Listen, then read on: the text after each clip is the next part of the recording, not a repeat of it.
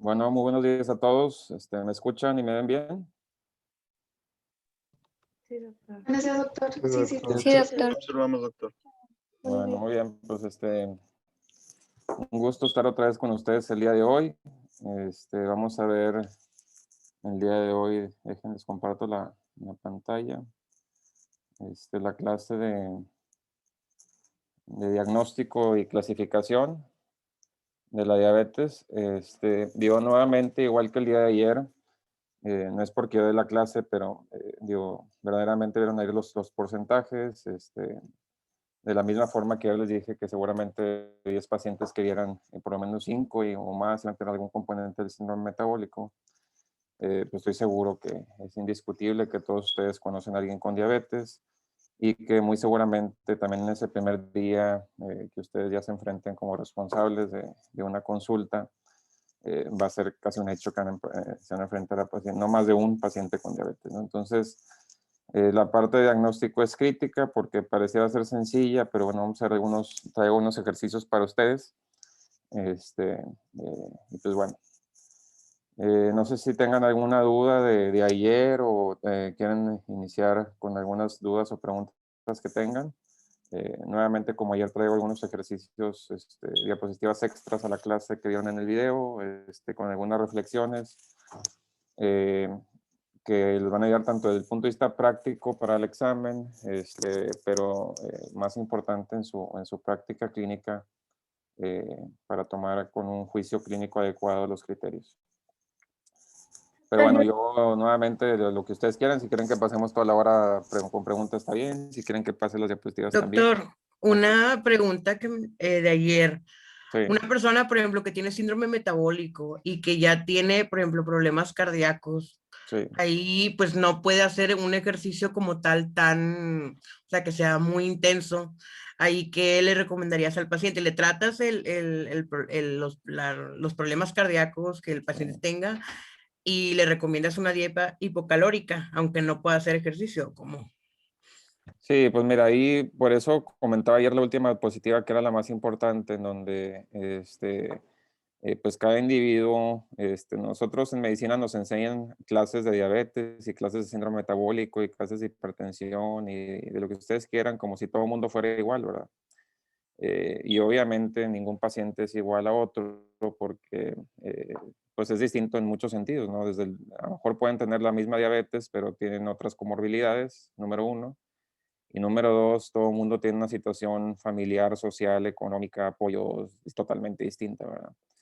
Entonces, en referencia a tu pregunta, pues sí, digo, el ejercicio no puede ser igual en todos. Si el paciente tiene un antecedente de una enfermedad cardiovascular, no es una contraindicación para el ejercicio, al contrario, muchas veces es una indicación aún de hacer ejercicio. Lo importante es darle el ejercicio que ocupa, ¿no?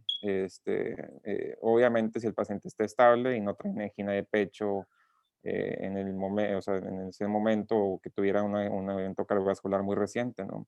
Entonces, lo correcto aquí es mandarlo a una evaluación cardiológica con el cardiólogo, que le haga una prueba de esfuerzo, ver hasta qué punto puede tolerar el paciente y entonces, en base a eso, se le adapta un tipo de ejercicio que pueda hacer en base a intensidad, ¿no? Pero eso sería lo correcto hacer en este caso y obviamente, aún con un infarto, no va a ser el mismo ejercicio para alguien que, no sé, que tenga una fracción de eyección del 35%, alguien que tenga una fracción de eyección del 50 y tantos por ciento y que tolera mejor o peor la prueba de esfuerzo, ¿verdad?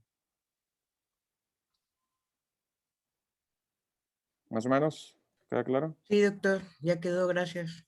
Ok. Tema de alimentación, vamos a platicar, creo que a mí me toca con ustedes la última clase que les voy a dar, no en la clase, en el curso de nutrición, me toca hablar de las diferentes dietas y vamos a hablar de los diferentes tipos de dietas, y bueno, ahí platicamos un poquito de eso. Doctor, Sí, sí, mire, a mí me surgió una duda ayer, es de los criterios sobre síndrome metabólico. sí. Nada más quería confirmar cuál de los criterios que vimos, según yo son dos, podrían ser más aplicados o recomendados para diagnosticar la población mexicana. Si es Sí, el consenso o es la IDF. Pues miren, esa pregunta, si una vez alguien se las hace en algún examen, pues sería totalmente incorrecta porque no hay evidencia de que unos sean mejor que otros. Entonces, pues es una cuestión de opinión, ¿no? O sea, digo, la realidad es que el consenso pareciera ser los criterios que tienen pues mayor validez porque básicamente su nombre lo dice, es el consenso de muchas asociaciones de prestigio en el mundo que se han puesto de acuerdo, ¿no? Y luego también desde el punto de vista de lógica tiene sentido, ¿verdad? En que la cintura tiene que ser dependiendo de la población. Y a mí los de la IDF, no que me causen problema, pero el que tengas que tener fuerza de obesidad abdominal, pues no, digo, fuera de que obviamente es quizá el componente más importante del síndrome, pues no, es el detalle con los de la IDF, ¿verdad? Y los del ATP3 pues tienen el gran problema de que 102.88 para todo el mundo, ¿no? Eh, Obviamente, si uno le pone los criterios a una misma población, diferentes criterios, pues las prevalencias van a ser distintas, ¿verdad? Cuando tú bajas el corte de cintura a 90-80, pues la prevalencia aumenta, ¿verdad? Y cuando lo subes a 102-88, la prevalencia baja. Entonces, pues no sé, digo, para contestar tu respuesta, opinión personal, no va a ser de examen porque yo sería muy incorrecto que alguien me preguntara eso. Serían los del consenso. Doctor, una duda, ¿nos recomienda consultar la ADA 2020 o 2021? Siempre lo más nuevo, 2021. No cambia mucho, pero si van a leer guías, lean los 2020. Siempre lean, traten de leer lo más nuevo. Muy bien, gracias. Y obviamente para su examen, pues digo, yo aquí traigo los 2021, ¿verdad? Pero pues chequen obviamente también lo que digan sus profesores, etcétera. Pero traten de siempre estar lo más actualizados que se pueda. Por ejemplo, en lo que vamos a ver hoy no hay gran cambio en los últimos años. Es básicamente lo mismo, pero pues aquí se las tengo. Doctor, Sí. ¿a qué se debe el exceso de pérdida de peso de la diabetes tipo 1? Bueno, no nada más en la diabetes tipo 1, pero acuérdense que una de las principales funciones fisiológicas de la insulina es que la insulina es una hormona anabólica, ¿no? Entonces, en la diabetes tipo 1 no hay insulina y si no hay anabolismo, pues hay catabolismo, ¿verdad? Entonces, de una manera sencilla, ¿no? Vamos a ver qué es diabetes y platicamos un poquito más al respecto, pero ustedes saben que para que la glucosa se meta a los tejidos y aparte haya formación también proteica y de lípidos, pues se requiere insulina, ¿no? Si no hay insulina, pues empieza a haber pérdida, o sea, tiene que haber en algún lugar energía, ¿no? Y esa energía se tiene que absorber del almacén y se obtiene el almacén, pues se pierde peso, ¿verdad? Más aparte de que si la glucosa está elevada, pues pierdes líquidos y poliuria y todo ese tipo de cosas, ¿verdad? ¿Y también la formación de cuerpos cetónicos está asociada o...? Sí, es una forma de combustible acuérdense que los cuerpos cetónicos es una forma de compensación del cuerpo lo van a ver en la clase de crisis hiperglucémicas, pero para mantener la energía, ¿no? O sea, los cuerpos cetónicos finalmente son energía. El problema es que cuando es demasiado, pues obviamente causa la cetoacidosis, ¿verdad? Pero finalmente, acuérdense que la diabetes es un estado de pobreza dentro de riqueza, ¿no? Porque hay mucha glucosa en los vasos sanguíneos. O sea, la glucosa puede estar en 500 en los vasos sanguíneos, pero es como si ustedes tuvieran la tubería de su casa llena de agua, o sea, con una presión increíble, pero le abren la llave y no sale nada, ¿no? Entonces, lo que pasa en la diabetes, o sea, hay mucha glucosa en los vasos sanguíneos, pero la glucosa intracelular es muy baja, ¿no? Entonces, tiene que haber mecanismos alternos para que el cuerpo se mantenga vivo y uno de esos mecanismos alternos es la formación de cuerpos cetónicos. Gracias.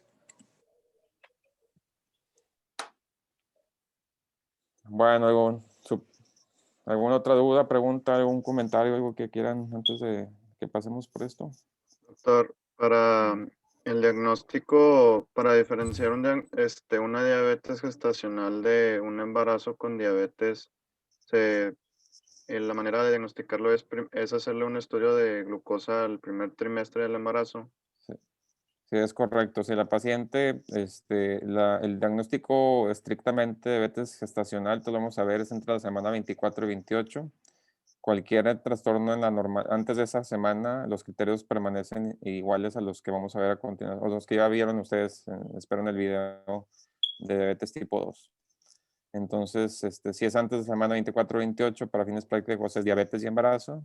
Y si es después de la semana 24 o a la semana 24 o más, es diabetes gestacional. Y los criterios cambian, ¿verdad? Ahorita los vamos a ver. Muchas gracias, doctor. Sí, de nada.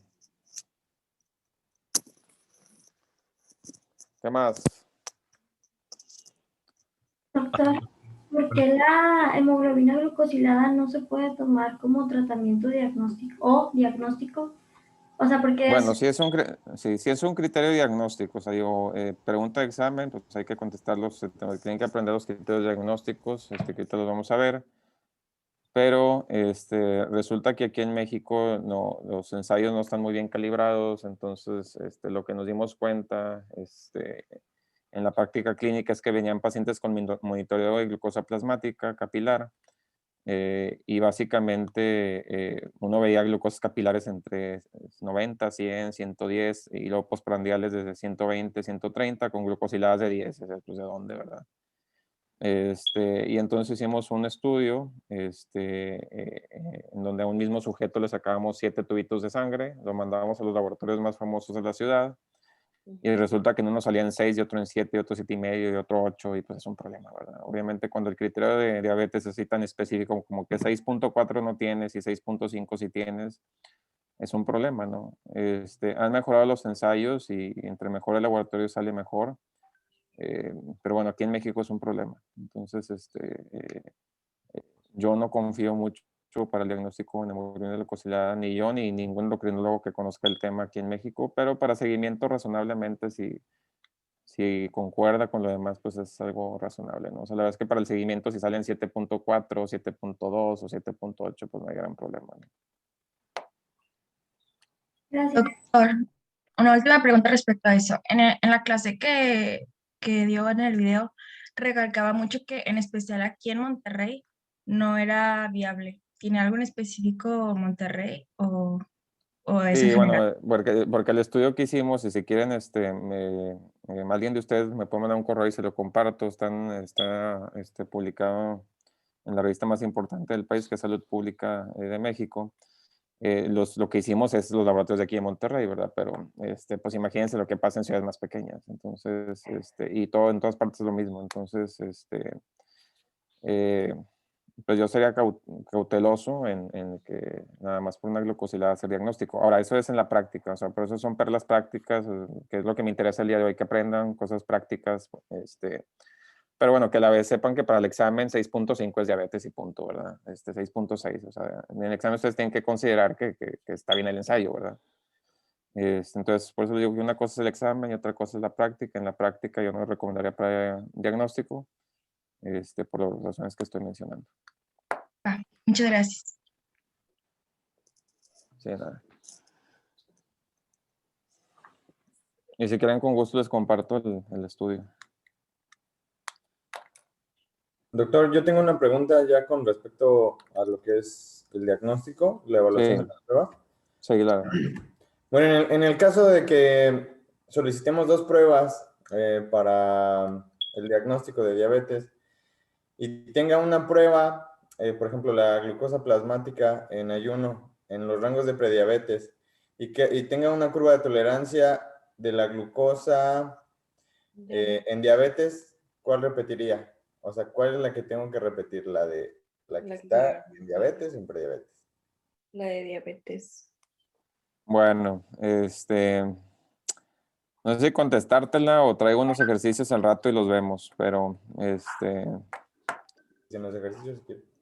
ejercicios, bueno.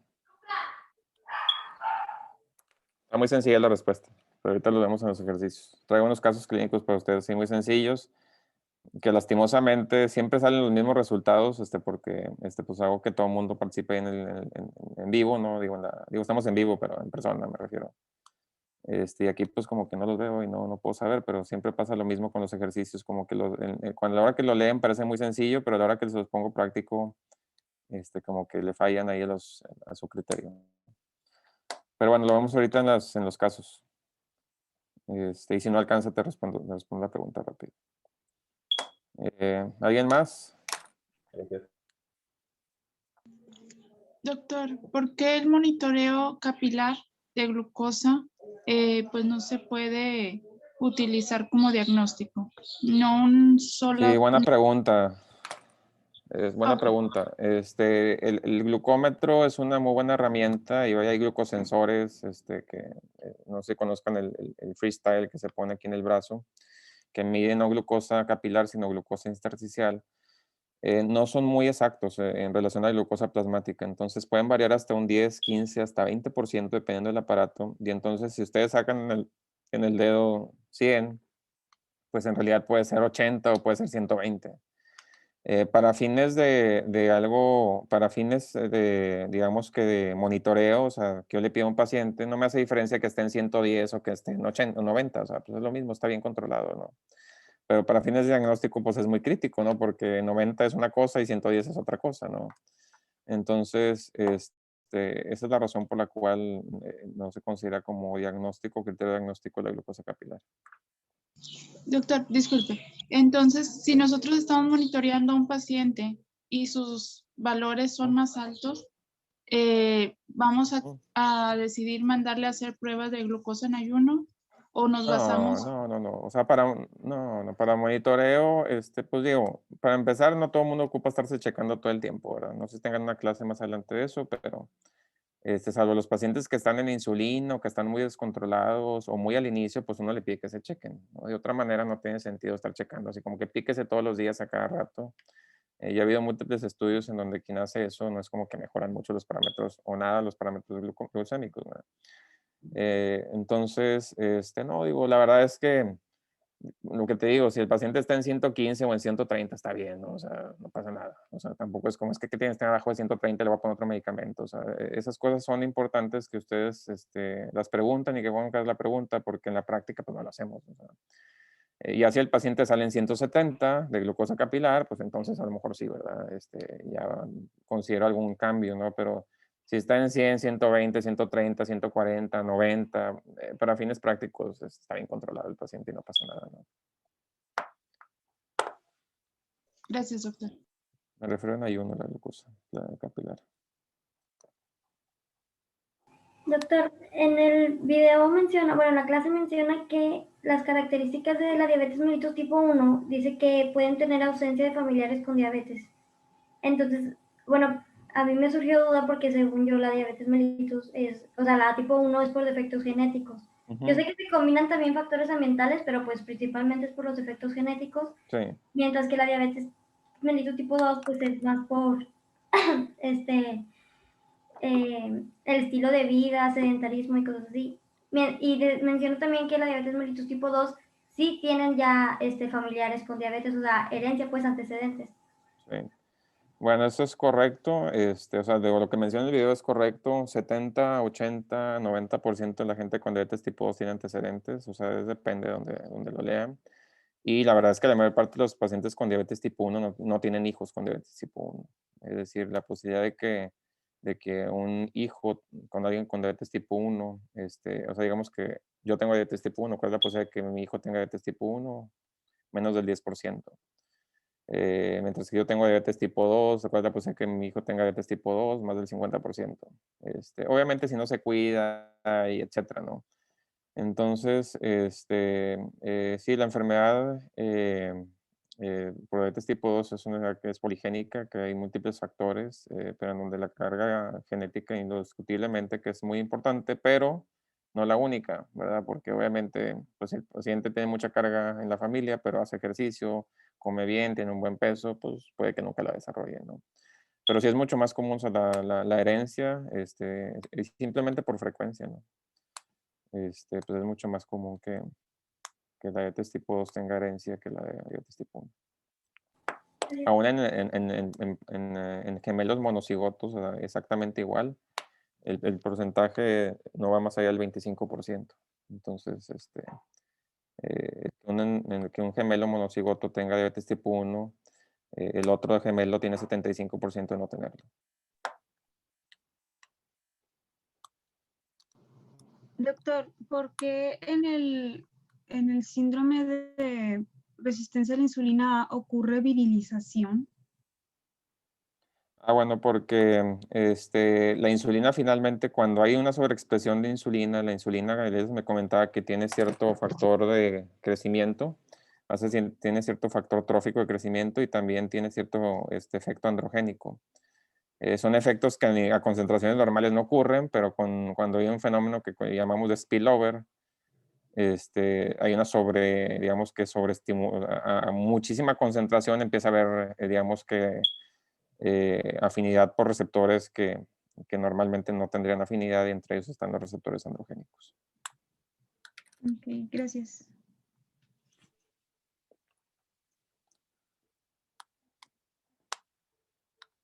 ¿Alguna otra pregunta, duda? O le empiezo y luego van surgiendo dudas.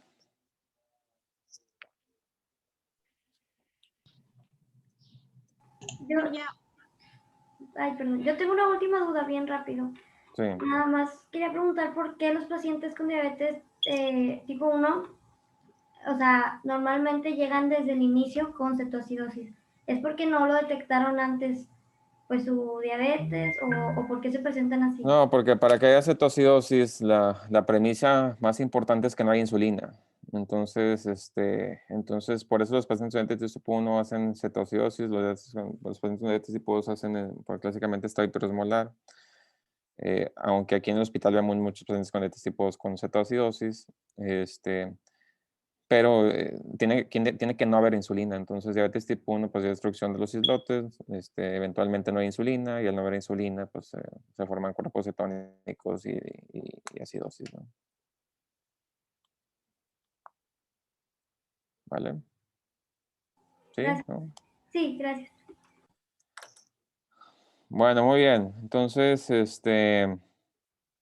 vamos a ver si se acuerdan de ayer. De cada 10 adultos, ¿cuántos tienen diabetes? ¿Cuántos dijimos que tenían diabetes? 1, 2, 7 a Uno de cada 8. 10. 7 a 8. ¿Quién dijo 1 7 a de cada 8? 10. No, acuérdense que dijimos que entre el 10 y 15% más o menos, entonces más o menos entre 1 y 2, ¿verdad? Y prediabetes hemos dicho que 3 y 4. Bueno, pues acuérdense de eso. No para examen, sino para que lo tengan en su mente, que es pues, muy relevante, ¿no? No sé si vamos a iniciar con que alguien de ustedes participe y que me explique por sus propias palabras y sin leer el libro, qué es la diabetes. Pues es Obviamente la diabetes mellitus, porque luego hay quien dice, no, pues diabetes insípida, etcétera. O sea, ¿qué diabetes mellitus? pues es un trastorno en el que se caracterizan los niveles altísimos de glucosa plasmática. O sea, ya se subdividen, por su causa se subdivide en tipo 1, tipo 2, MODI, etcétera. Pero pues la que nos preocupa aquí en México es la 2 por lo común que es. Ok, Pues, muy bien. y pues se caracteriza esa o sea, son dos cosas, es secreción inadecuada de insulina y resistencia también a la insulina, que se combinan y termina provocando una hiperglucemia, pues, descontrolada. Muy bien. ¿Alguien más que quiera participar? Muy bien, es correcto. O sea, parcialmente, es correcto. Es orinar mucho, ¿no? Diabetes. Ok, pues yo sí, no, porque hay muchas cosas en las que puedes orinar mucho y no tener diabetes. Pero, yo diría que el 99% de los pacientes con diabetes tipo 2 no orina mucho. Entonces, pues más no que sí. ¿Quién Un más? trastorno de deficiencia o secreción inadecuada de insulina, lo cual conlleva un estado de hiperglucemia. Vaya, de la deficiencia de insulina nos va a llevar a una pérdida de la homeostasis de nuestro cuerpo, lo cual va a conllevar una hiperglucemia, y la hiperglucemia va a ser la responsable de las complicaciones secundarias, ya sean micro o macrovasculares, que va a ser que... Ok, entonces la primera parte está así fantásticamente bien dicha, porque todo ocurre porque hay una deficiencia parcial o absoluta de insulina, ¿verdad? Que conlleva, y luego ya la segunda parte es un tanto equivocada, pero bien. Y la segunda parte, más o menos. ¿Quién Es más? que según yo tengo entendido que, o sea, las complicaciones vasculares tienen más que ver como o sea, el exceso de insulina, porque la insulina tiene efectos de reabsorción, o sea, de reabsorción de sodio, también tiene efectos sobre el sistema simpático. Bueno, para diabetes tipo 1 no hay insulina. Ah, bueno, me refería a las dos, pero... ¿verdad? Que ahorita vamos a platicar un poquito, ahorita vamos a platicar un poquito de diabetes tipo 1 y tipo 2, si es lo mismo o no es lo mismo, pero bueno.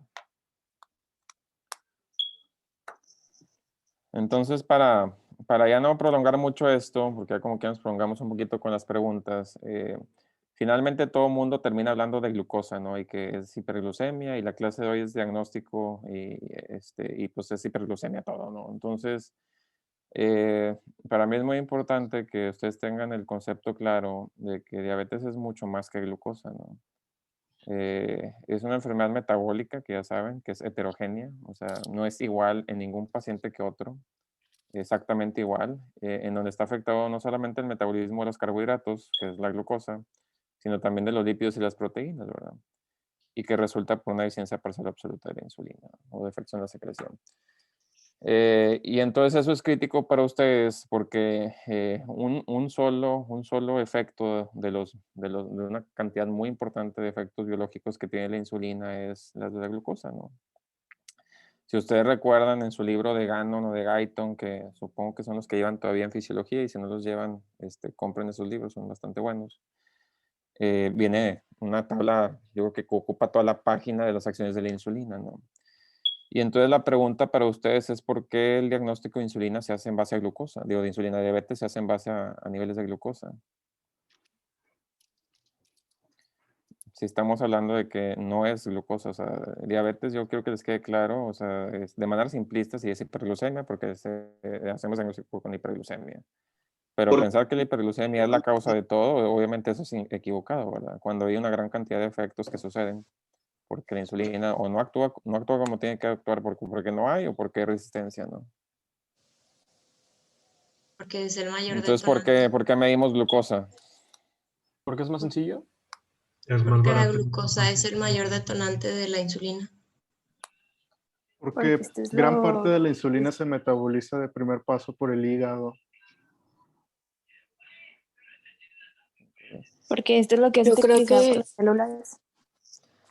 yo Pues creo digo, que porque es lo que estaríamos, tenemos. Sí, ¿verdad? Sí, sí. que yo creo que estaríamos diagnosticando entonces pues que no hay o que no está funcionando la insulina. Entonces por eso nos provoca la hiperglucemia. Digo, porque cuando hay deficiencia parcial absoluta de insulina hay un montón de cambios en los aminoácidos, en los ácidos grasos libres, en triglicéridos, en múltiples más metabolitos que están en la sangre y que no medimos, ¿no?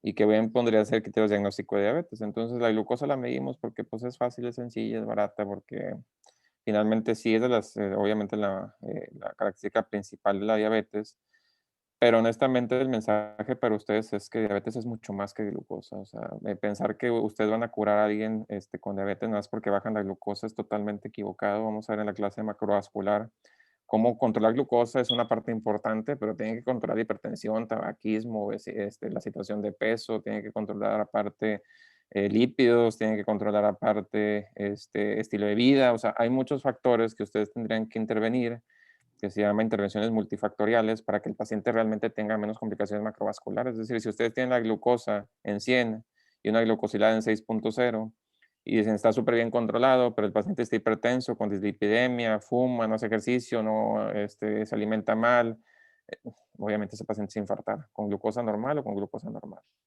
Entonces, es mucho más complejo que glucosa, y bueno, ese es el mensaje para ustedes,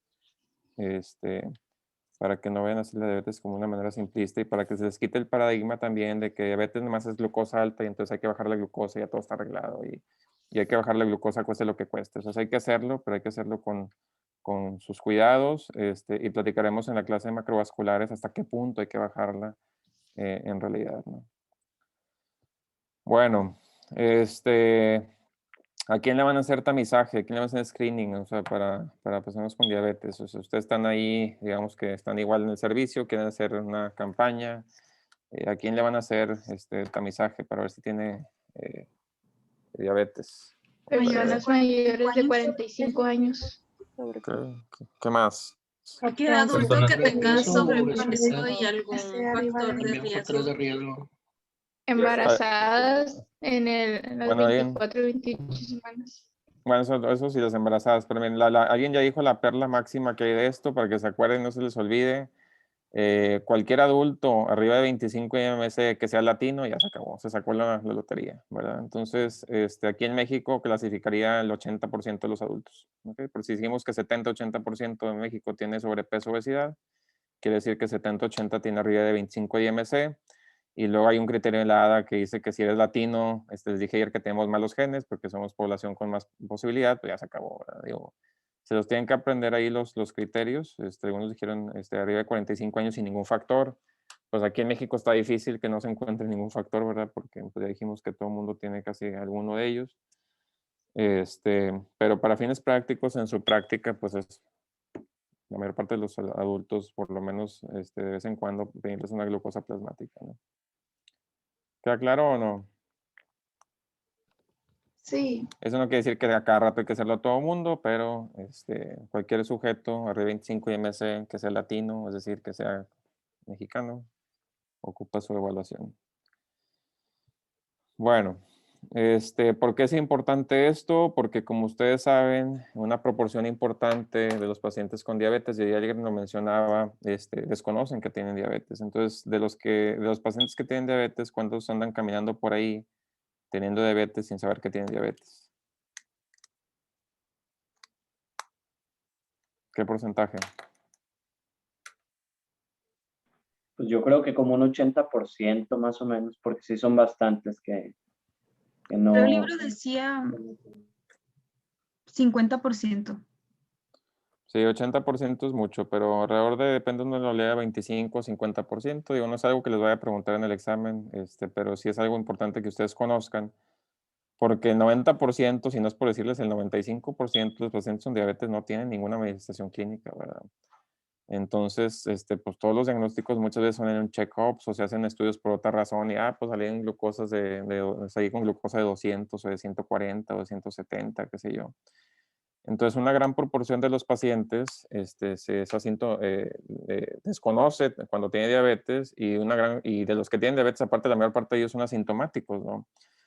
Entonces, este es un problema serio, ¿verdad? Porque obviamente entre más haya los defectos metabólicos de la diabetes, caracterizados principalmente por hiperglucemia, como ya hemos mencionado, pues la posibilidad de complicaciones micro y macro es mayor, ¿verdad?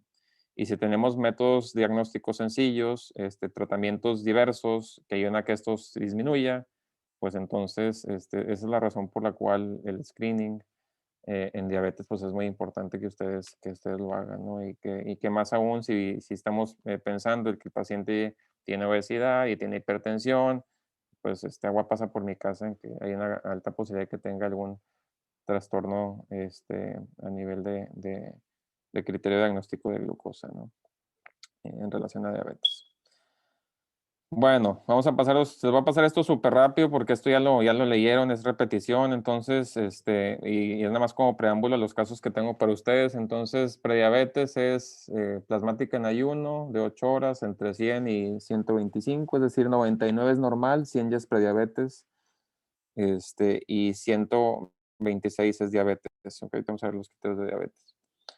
La curva de tolerancia 75 gramos es de 140 a 199 a las 2 horas, prediabetes, 139 es normal, 200 es diabetes, y glucosilada, suponiendo que la glucosilada fuera de buena calidad, el ensayo, entonces 5.7 a 6.4 es lo que se considera diabetes, prediabetes, y 6.5 más es diabetes. No se requiere repetir aquí la prueba, es una sola prueba y se acabó. ¿Okay? Tiene prediabetes el paciente. Las otras igual las va a pasar rápido. Glucosa plasmática aleatoria, 200 o más síndrome diabético, que es ya saben ustedes. Siempre me preguntan que si es que tiene polidipsia, pero no tiene polifagia y pérdida de peso. O sea, si tiene 2 o más, ya eso se considera síndrome diabético, si es que tiene 200 o más de glucosa plasmática. ¿Okay? Entonces no tiene que tener todos los criterios o las 4 P's para que sea síndrome diabético. Pero por lo menos un par. Glucosa plasmática en ayuno de 126 o más a las 8 horas, y ya hemos comentado que después de una carga a las 2 horas arriba de 200, y una glucosilada de 6.5 o más. Súper importante, criterios 2, 3 y 4 se tienen que repetir por una segunda prueba. Ahorita vamos a ensayar un poquito eso. Y bueno, diabetes tipo 1 es esto, más anticuerpos positivos, ¿ok? O sea, tiene que tener anticuerpos positivos, cualquiera de los anticuerpos disponibles, los más utilizados, los más conocidos, los que tienen que pedir y solicitar son los anti-GAT, GAT65, y esos pues son muy específicos, pero la sensibilidad anda como entre el 70-80%, ¿no? Entonces hay pacientes que salen negativos que pueden tener diabetes tipo 1, y cuando eso sucede, y es un paciente de 10 años y está flaco y llega con cetoacidosis, pues se piden otros anticuerpos o se repite la prueba. Entonces, ¿queda claro o no? Sí, doctor. Bueno, vamos a pasar, esto pues está fácil en teoría, ¿verdad? Vamos a pasar al primer caso. Entonces, es un masculino de 32 años, acude a consultar por poliuria, polidipsia, nicturia y pérdida de peso de 4 kilogramos en un mes, sin disminución del apetito, se le toma una glucemia capilar en el consultorio y resulta en 420. ¿Qué tiene el paciente? ¿O qué hay que hacer con el paciente? Hay que hacerle más pruebas. Plasmática. Hay que hacerle una glucosa plasmática. A ver, como que hay muchas respuestas aquí. O sea, la glucemia capilar no es diagnóstica, entonces hay que hacerle otra prueba que podría ser una glucosa capilar en ayuno. Una prueba de tolerancia. Yo diría que le O una agregamos curva una de glucosa plasmática aleatoria porque pues ya tiene algunos síntomas notorios de la diabetes. Bueno, fíjense, entonces es lo que pasa, están saliendo todos con respuestas distintas, ¿verdad? Entonces, por eso que les digo que es lo que pasa, y por eso es importante repasar los casos, porque ya se equivocaron la mayor parte de ustedes en lo que han dicho. Y parece ser muy sencillo a la hora de leerlo, pero a la hora que lo tienen en la práctica, pues no, pues batallan, ¿verdad? Y siempre en este caso, siempre el primero, o sea, cuando está ahí así con ustedes en persona, el 80% se equivoca. Entonces, para todos, ¿tiene síndrome diabético o no tiene síndrome diabético? Sí. Sí. Okay. ¿La glucosa capilar sirve como diagnóstico o no sirve como diagnóstico? No. Ok. Entonces, si tienen el síndrome diabético, ¿cuál es el criterio diagnóstico que nada más ocupamos una sola toma para hacer diagnóstico? La glucosa aleatoria. glucosilada. Oh, aquí está, una glucosa plasmática aleatoria. Tiene que ser plasmática, o sea, no van a hacer curva. Obviamente, imagínense, hacen una curva a alguien con 400 de glucosa, lo van a matar. Y una glucosilada, ¿para qué se van a tardar en la glucosilada? Es una glucosa plasmática, tiene arriba de 200, síndrome diabético, y con un solo criterio es suficiente. ¿Queda claro o no? Sí.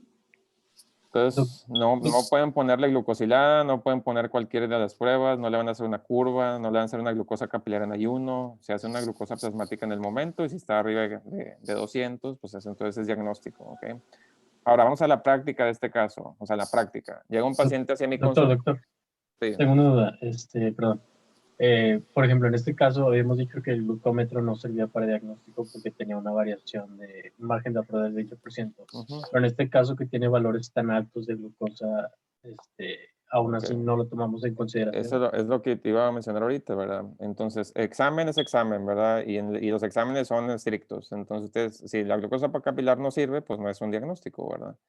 Entonces, estrictamente eso iba, que si un paciente llega a mi consultorio y tiene y llega así con poliuria, polidipsia, polifagia, pérdida de peso, le toman la glucosa capilar, porque obviamente en mi consultorio no tengo un laboratorio, ¿verdad?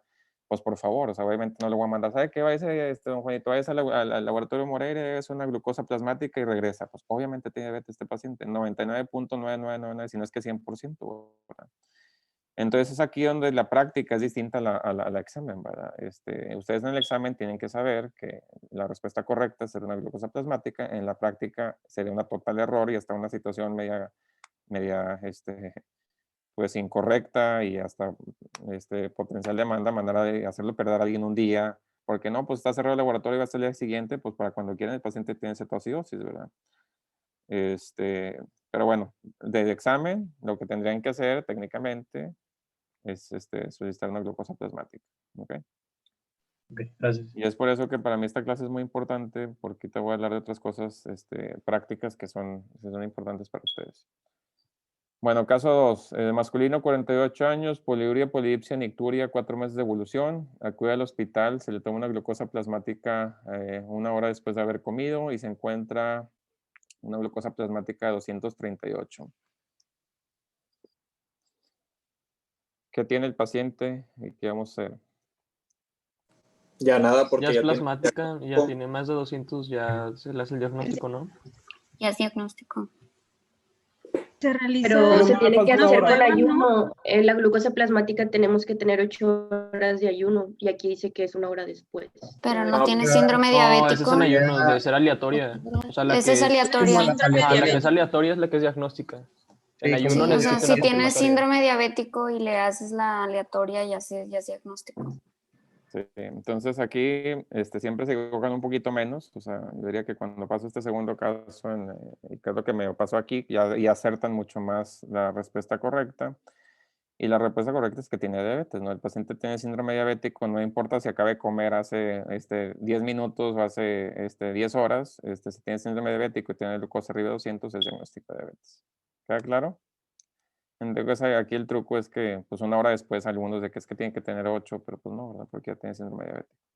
¿Sale? Doctor. ¿Sí? ¿Para todos? Sí. ¿Me escucho? Adelante. Buenos días. Sí, sí. Doctor, tengo una duda respecto al estudio de la glucosa plasmática en ayuno. Nosotros podríamos encontrar ciertas alteraciones en caso de que el paciente haga un ayuno más prolongado a 8 horas o totalmente no. O sea, Sí, pues es una buena pregunta. Digo, está difícil que alguien haga un ayuno así como de más de 14 horas, que podría ser un problema, pero si está entre 8 o 12 horas, no hay gran problema.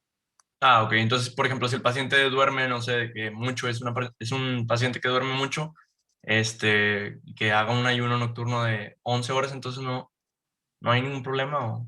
Sí, no hay ningún problema. Ok, muchas gracias. Okay. Digo, entre 8 y 12 horas es razonable. La verdad es que, digo, nuevamente en la práctica, es que tengo 13 horas, ya no vale, o sea, digo, a menos de que se dé así como que en 126, una cosa así, ¿no? Pero, sí, digo, en la práctica es bien difícil, porque para hacer un ayuno de 14 horas, imagínate que tendrías que dormirte a las 7 y luego irte a hacer el estudio a las 9 de la mañana, o una cosa así. Entonces, ¿quién hace eso? Pues, ni que fuéramos ni todos los adultos, ¿verdad? Bueno, que por cierto, los neonatos duermen 2 horas, fue un mal ejemplo. Bueno, entonces, caso 3, en una campaña de detección de riesgo cardiovascular, a una persona se le encuentra una glucosa capilar en ayuno de 163, está asintomática, ¿qué debo hacer ahora?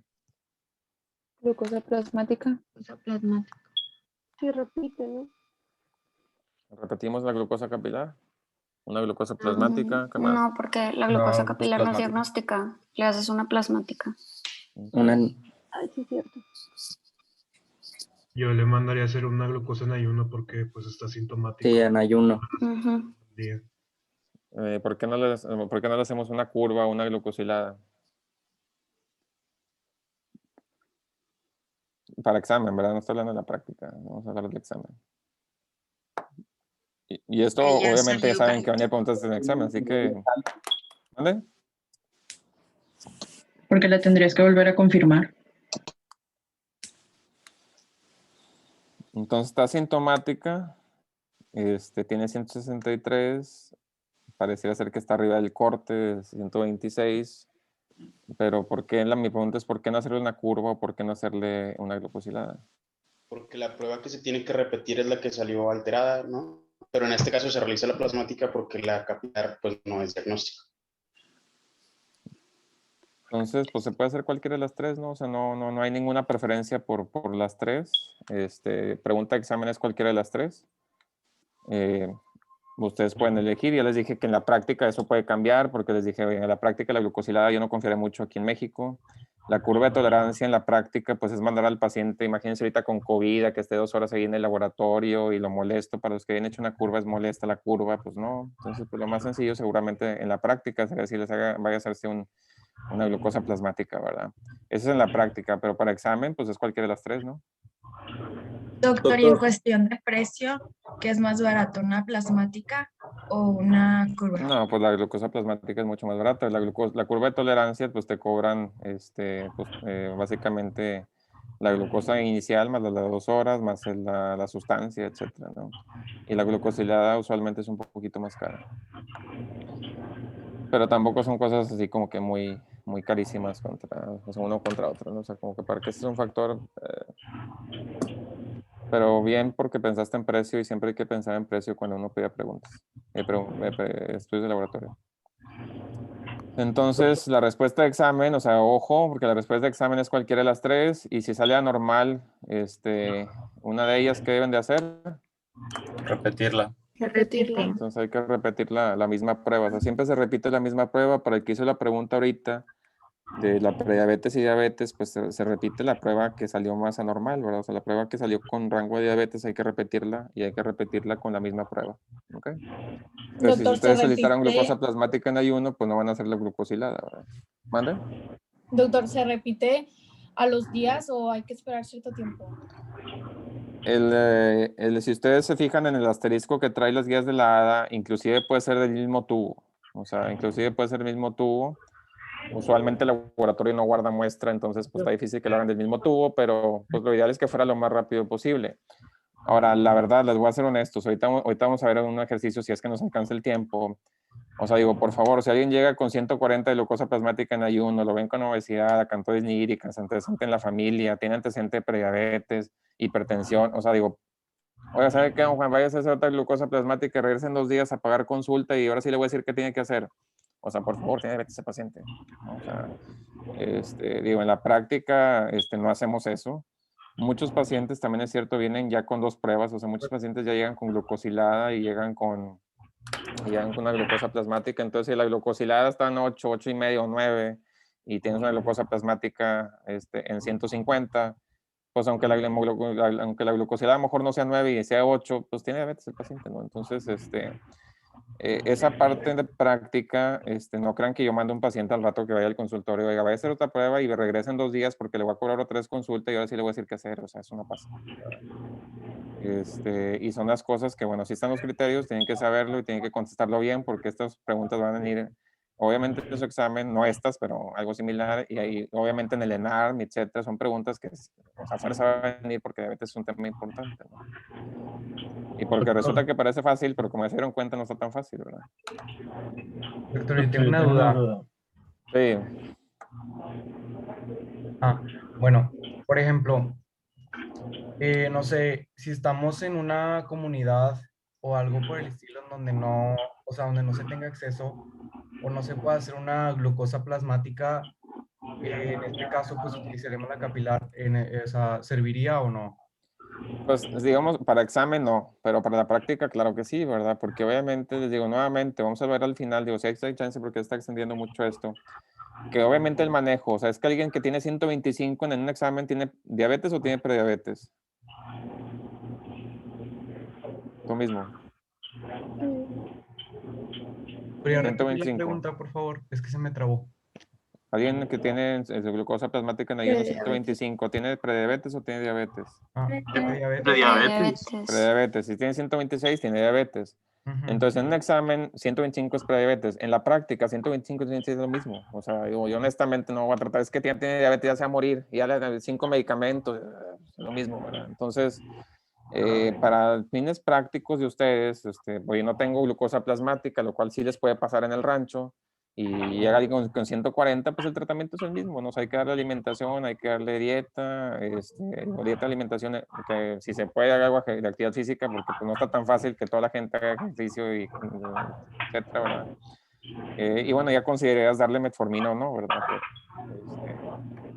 Les digo, la práctica cambia mucho, y ahí uno tiene que usar el criterio clínico, y no ser así como que tan tajante, así como que decir, es que 125, no, pues es prediabetes, no pasa nada, y 126 te vas a morir, te va a dar infarto y te vas a quedar ciego, pues obviamente no pasa eso, ¿verdad?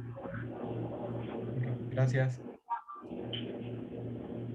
Pero muy Doctor, buena yo tenía pregunta, una qué bueno duda. que es la pregunta. Adelante, ¿quién más? Yo. O sea, en este caso le solicitamos solo una prueba o es que yo estaba pensando que deberíamos solicitarle dos, porque ¿qué pasa si en glucosa plasmática me sale normal, pero en la curva de tolerancia me sale anormal? Y yo solo le mando a hacer la prueba donde me está saliendo normal y se me va a escapar. No, hay que hacer la prueba. Ah, bueno, sí, es cierto. O sea, es poco probable que eso suceda. Las sensibilidades de la prueba son distintas. Alguien está teniendo, si pueden apagar los micrófonos. Sí puede ser que alguien está en una curva anormal y una plasmática normal. Eso sí pasa. Pero se considera que la situación es leve como para que tengamos que a todo mundo hacerle todas las pruebas, ¿verdad? Entonces no lo hacemos. Sí, la prueba con mayor sensibilidad es la curva de tolerancia. Pero yo en la práctica les puedo decir que prácticamente nunca la pido como prueba diagnóstica. Bueno, si quieren apagar alguien tiene prendido su micrófono, si los quieren apagar todos, por favor, salvo el que participe. Bueno, de acuerdo a la glucosa plasmática, ¿verdad? de 100... Es Pedro Álvarez, no sé quién sea. Pedro, silencia el micrófono. Bueno, vamos al siguiente caso. Un paciente asintomático acude al consultorio con una glucosa plasmática en ayuno 211. ¿Qué debo decirle? Tiene diabetes. También repetir la prueba. Repetir la prueba. Entonces hay que hacer otra glucosa plasmática en ayuno y que pues, muy probablemente tiene diabetes, ¿no? O sea, esa sería la respuesta de examen, ¿verdad? En la realidad les digo, alguien con 211 pues tiene diabetes, ¿verdad? Pero si quieren ser estrictos y si quieren en el examen, pues hay que repetir la misma prueba, ¿ok? Doctor, tengo una duda y bueno, más que nada con el caso pasado. Imaginemos que yo le mando a hacer una glucosa plasmática en ayuno y una hemoglobina glucosilada. Entonces, que la glucosa plasmática en ayuno me salga normal y la hemoglobina glucosilada me salga súper anormal, o sea, con un parámetro que diga, tiene diabetes, pero ya ve que esa me habla de cómo estuvo más que nada hace 3 meses, 4 meses. Entonces, ahí, ¿cómo lo tomo más que nada? ¿Cómo estuvo en el pasado? Porque está bien la de la glucosa plasmática en ayuno, o cómo está en lo actual. No, pues finalmente es un criterio diagnóstico. Entonces lo que hay que hacer es que hay que repetir la prueba que sea normal y repites la glucosilada. ¿Y ya? Ok. Bueno, caso 5. Paciente asintomático con un consultorio con un examen general de orina que tiene glucosuria 3 cruces. ¿Qué debo hacer? Una glucosa plasmática aleatoria, aunque ya para que tenga pues glucosuria pues ya es que tiene una cantidad muy grande de glucosa en sangre. Entonces la respuesta es que pues no necesariamente es eso, es que le puede hacer cualquiera de las pruebas, ¿no? O sea, tú elegiste esa, pero en realidad le puede ser una glucosilada, una curva, digamos que para examen, ¿verdad? Ya les dije por qué yo no hago la curva y por qué la glucosilada tampoco. Entonces yo le haré una glucosa plasmática. Pero para examen puede ser cualquiera de las tres. Y si el resultado fue normal, ¿qué le debo decir? Que no que vuelva en 3 a 6 meses. A valorar en términos. Entonces, que tiene glucosuria por debajo del umbral, ¿no? Entonces hay pacientes que excretan glucosa y que no tienen nada y que no tienen más riesgo de diabetes y se acabó el problema, ¿no? Entonces, para mí es una consulta relativamente frecuente. Se asustan los médicos generales y ven glucosuria y ven glucosa normal y lo mandan. Y pues no pasa nada, ¿no? Bueno, entonces muy bien, estos son los 5 casos que tenía para ustedes. Hay factores que afectan la glucosilada, estos apréndanselos bien. Okay. Usualmente entre menos vida tengan los glóbulos rojos, la glucosilada baja, y entre más vida tengan, usualmente el ejemplo clásico es esplenectomía, pues más la glucosilada puede incrementarse, y si hay destrucción de hemoglobina, el ejemplo clásico es hemólisis, pues la glucosilada puede estar baja, ¿no? Pero apréndanse todos estos factores bien. Porque es importante que ustedes en la práctica los identifiquen, ¿verdad? Diabetes gestacional lo voy a pasar súper rápido, no tengo ejemplos, pero pues nada más acuérdense que hay 2 pruebas, 1 paso, 2 pasos, aquí están los criterios. No hay una mejor que otra. La ADA 2021 recomienda que puedes usarse cualquiera de las dos. Entonces, estos son los criterios: 92, 180 y 153 en ayuno o 0 minutos, hora y 2 horas. Un solo criterio establece el diagnóstico. Entonces, si la paciente llega a una glucosa en ayuno entre la semana 24 y 28 con glucosa en 94, ya se acabó, no se ocupa ni hacer la curva, ¿no? La de 2 pasos es 50 gramos. Esta tiene la conveniencia de que si la paciente está en el consultorio y no tiene el ayuno necesario, se puede hacer. Y si sale igual o mayor a 140, hay quien dice 130, 135, la ADA maneja cualquiera de los criterios, pero usualmente 140, pues pasa la de segundo a la de 100 gramos. Y entonces en la de 100 gramos tiene que tener 2 o más criterios positivos, que estos son los criterios. La de 100 gramos, a diferencia de la otra, es de 3 horas. Y obviamente, como esta tiene más, tiene más barreras, ¿verdad? O sea, el paciente tiene que pasar la primera prueba y luego no nada más es un criterio, son 2 criterios. Cuando, digamos que si a 100 mujeres le hiciéramos las 2 pruebas, la misma prueba, la prevalencia de diabetes gestacional con una sería como, con la de 2 pasos sería como de un 2 o 3%, 4%, y con la de 1 paso sube como un 15, 20%. Entonces, detecta muchos más pacientes, en teoría, la de un paso, no en teoría, o sea, sí detecta más pacientes la de 1 paso que la de 2. Y eso ha generado mucha controversia, ¿no? Porque ahora resulta que todo el mundo tiene diabetes gestacional. Entonces, no vamos a hablar, no voy a profundizar en el tema. El punto es que conozcan los criterios. La mayor parte de los pacientes en diabetes gestacional se controlan con dieta. Entonces, se supone que los que defienden el de 1 paso dicen, aunque se diagnostican más, pues simplemente cuidarlas con dieta y no pasa nada, ¿no? Es un gran tema de controversia. De hecho, aquí en el servicio estamos haciendo muchos estudios de esto. Pero bueno, pues así están los criterios y se los tienen que aprender, básicamente, ¿no?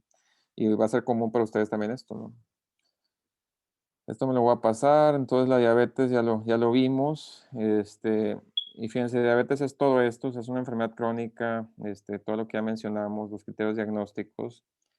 Pero yo les pregunto, ¿cuál es la diferencia en que yo ahorita tenga una glucosa plasmática de 95 o tenga de 105 en cuanto a cómo me siento, cómo soy, qué es lo que hago, etcétera? ¿Hay diferencia o no hay diferencia? No hay diferencia. Hay diferencia en que esto es normal y esto es prediabetes, pero en cómo yo me siento y cómo estoy de ánimo y si tengo alguna molestia, pues es imposible que alguien pueda decir, tengo 105 de glucosa, pues eso no pasa, ¿no? 117, ¿se siente o no se siente? No. 125, Tampoco. tampoco, ¿no? 140, Tampoco. entonces tampoco. Entonces 95 es normal, 140 es diabetes y pues yo estaría aquí dándoles la clase exactamente igual. 193. Sí, yo empezaría la polidipsia porque se pasó el umbral. 240, 320. Entonces aquí usualmente ustedes empiezan ya como que, pues sí, ya se siente, ¿no? Y la realidad es que no, o sea, digo, si es diabetes tipo 2, muchas veces los pacientes andan caminando como si nada por mucho tiempo, con glucosas muy elevadas. Les decía que aunque la respuesta de fisiología es que el umbral renal es de 180, y esa pregunta se la tienen que acordar, la hiperglucemia no sucede de un día a otro y entonces el cuerpo se va adaptando y la reabsorción de glucosa es mayor y la gente realmente, las personas no tienen ni poliuria, ni tienen polidipsia, ni tienen polifagia, ni pierden peso. Y recién les comentaba que antier había visto un par de pacientes con 400 que estaban como ustedes y yo sentados como si nada, y estaban súper sorprendidos porque resulta que salieron con 400, ¿no? Y uno les escarba un poquito, y pues sí se sentían cansados y fatigados, pero ¿quién de nosotros no se siente cansado y fatigado, no? Entonces, ahora hay quien sí lo tiene, o sea, en diabetes tipo 1 es indiscutible, la destrucción es más rápida, entonces el cuerpo no se adapta y empieza a tener poliuria, polidipsia, pero el 90%, si no es que más el porcentaje de los pacientes andan caminando como si nada, ¿no? Entonces, es una enfermedad que en gran parte de su espectro es asintomática, y entonces al ser asintomática es un factor de riesgo, ¿no? O sea, cuando ahí tenemos algo asintomático que nos predispone a tener complicaciones micro o macro. Entonces, la diabetes se convierte en un factor de riesgo para que el paciente se quede ciego, esté en diálisis, tenga pie diabético, infartos en el corazón o en el cerebro. Y entonces esa parte es importante que ustedes la reconozcan, porque van a tener pacientes así como ella, que es una paciente de la vida real, que la publicamos en su momento, que tiene 34 IMC, una glucosa plasmática de 180 y glucosidad de 7.4, que está totalmente, digo, la ven feliz ahí, va a hacer algo de canotaje con los amigos, es una persona que está sintomática, que a lo mejor no está en metas en base a lo que ustedes les vayan a poner ahí en su examen, y que le decimos es que tienes que bajar de peso porque tienes obesidad de grado 1 y la glucosilada está alta, hay que tenerla abajo de 7 y entonces hay que echarle ganas, ¿no? Y ella le echó ganas y terminó así. Pero obviamente el objetivo no es que los pacientes estén así, no, sino que los pacientes al hacer esto, en teoría tengan esto, ¿no? O sea, se mueran menos, tengan menos, menos complicaciones de la diabetes, ¿no? Entonces, clase de manifestaciones clínicas de la diabetes van a tener algo de manifestaciones clínicas de la resistencia a la insulina, pero así como que decías que los pacientes con diabetes tienen esto, o sea, pues no, ¿verdad? La mayor parte de ellos son asintomáticos, ¿no? Aunque hay sus excepciones. Y entonces la perla más importante para mí, para la clase, es que ojalá hayan entendido que una cosa son los criterios diagnósticos para el examen, o sea que creo que ensayamos muy bien para su examen los criterios diagnósticos y ya vieron exactamente cuáles son y cómo se pueden equivocar y en el examen, ojo, pero digo honestamente, en la práctica si llega alguien con 99 o 100 es lo mismo, o sea 125, poner el ejemplo 126 es lo mismo. Entonces, es muy importante que ustedes sepan que la diabetes es una enfermedad que en gran parte del espectro es asintomática y que es para toda la vida, ¿no? Entonces, tienen que, lo que les explicaba ayer, tienen que explicarle al paciente bien, que entienda el paciente lo que es la diabetes, que entienda el riesgo de complicaciones, que tampoco le generen miedo, así que mañana te vas a morir, porque eso no es cierto. O sea, los pacientes con diabetes pueden vivir una vida muy normal por muchos años si se tratan a tiempo. Y que entiendan que cada paciente es distinto y que cada paciente se va a tratar de una manera distinta. Y eso ojalá para la siguiente clase traiga una parte final buena para ustedes de lo que es el manejo centrado en el paciente de la diabetes. Si hay chance, o sea, si me permiten hablar de eso hacia el final, pero que reconozcan eso, ¿no? O sea, que hay que hacer diagnóstico, que es importante tratarla, pero que una cosa es los criterios así estrictos de examen y otra cosa es la práctica y sobre todo cuando vamos a individualizar en el paciente un determinado tratamiento, ¿no? Entonces, estas perlas de la medicina basada en evidencia y de las mediciones compartidas, lo vemos en la última clase del curso que tocan conmigo, que es dentro creo que una o 2 semanas en la clase de macrovascular. Bueno, queda claro para todos. Ya estoy sobre el tiempo, pero si alguna duda o pregunta de esto.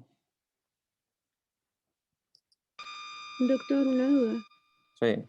Si estuviéramos, no sé, en consulta y le hacemos una capilar al paciente y sale, no sé, en 130 y confirmamos hacemos después una plasmática en ayuno o una aleatoria y no sale en rangos ni de prediabetes ni de diabetes para el examen y para la vida, o sea, sería como ya lo dejamos ahí, no tiene diabetes o lo volvemos Pues a si sale checar en después. 130 y resulta que le tomamos glucosa plasmática en ayuno y sale en 85 y el paciente razonablemente tiene buen estilo de vida, pues bueno, o sea, que va todo bien, pues no sé, a lo mejor nos vemos en un año, no se la repite un examen anual, ¿no? Pero si el paciente, y por eso es muy importante, obviamente aquí no lo puedo ver con todos ustedes, pero los que estén en el grupo de discusión hablamos un poco de eso. Siempre hay cuando ustedes van a hacer una prueba diagnóstica, hay una probabilidad pretest, ¿no? O sea, en el caso en el que te puse, si tienes un paciente flaquito y tienes un paciente que hace ejercicio y que tiene 40 años y que no tiene antecedentes en la familia de diabetes, ¿cuál es la posibilidad de que ese paciente tenga diabetes? O sea, ¿cuál es la posibilidad que tú dirías que ese paciente tenga diabetes? Pues baja, ¿no? Pero Sí, si el paciente tiene obesidad y tiene cantosidnírica, se presenta en la familia de diabetes y tiene hipertensión y tiene dislipidemia, pues la posibilidad pretesta es muchísimo más alta, ¿verdad? Entonces, si me sale negativa, o sea, en un paciente con alta posibilidad, pues le creo menos, ¿verdad? Y a lo mejor a ese paciente le digo, no sé, que en un año no lo veo, a lo mejor nos vemos en 3, 6 meses, o la repetimos, o qué sé yo, ¿verdad? Entonces, mucho depende, les digo, no confíen en la prueba así como tal, la prueba se hace a un paciente que tiene otras características, ¿verdad? Entonces depende del caso, ¿verdad? Doctor, una prueba normal puede ser desde 100 hasta 126 ¿O dónde se considera prueba? 125. 100 a 125 es prediabetes, 126 o más es diabetes. El prediabetes no se tiene que repetir la prueba. Diabetes sí. Y siempre repiten la prueba que salió normal. Si el paciente ya llega con 2 pruebas positivas, ya tiene diagnóstico. O sea, si llega con glucosilada de 8 y una glucosa plasmática de 100 en ayuno de 8 horas de 180, pues ya no tienen que repetir ninguna porque ya tiene 2 pruebas positivas. Pero si llega con una, pues repiten la que salió mal, ¿verdad? Doctor. Sí. Y bueno, en uno de los casos que nos puso, dijo que había un paciente con glucosuria de 3 cruces. Y, por ejemplo, para el examen nos dijo que se podía realizar cualquiera de las 3 pruebas, ya sea la de ayuno o de la de tolerancia. Pero, o sea, para la vida, si llega un paciente con glucosuria y tiene, o sea, los factores de riesgo, obesidad, que tenga algún paciente o algo así, ya podríamos considerarlo como... Pues no, yo creía que no. O sea, sí, ahí sí vale la pena porque pues, la glucosuria pueden ser muchas causas. No nada más una situación ahí de genética, sino a veces infecciones, etcétera. Entonces, yo diría que sería razonable pedir una glucosa plasmática, digo, rápido, sencillo y ya se acabó el problema, ¿no? Es raro, digo, a lo mejor también yo estoy cegado porque en mi consulta, digo, nadie llega sin laboratorios. Entonces es muy raro que alguien llegue con general de orina, pero no tengo ningún otro laboratorio, ¿no? Entonces, obviamente, salta a la luz y los pacientes rápidos hacen una glucosa plasmática, ¿no? Entonces, casi siempre van a llegar con el estudio en la mano, pero suponiendo que no fuera así, pues le pides una glucosa plasmática, ¿no? Aunque para el examen puede ser cualquiera de las 3. Ok. Vale. Gracias. Bueno, dudas, preguntas, hasta ahí nos quedamos. Como quiera, está mi correo. Pues siempre un gusto estar aquí con ustedes. Nos vemos ahí en la siguiente clase dentro de algunos días. Bueno, se cuidan mucho, ¿sale? Muchas gracias, doctor. Gracias, doctor. Gracias, doctor. Que tenga buen día. Igualmente, bye. Gracias. Bye.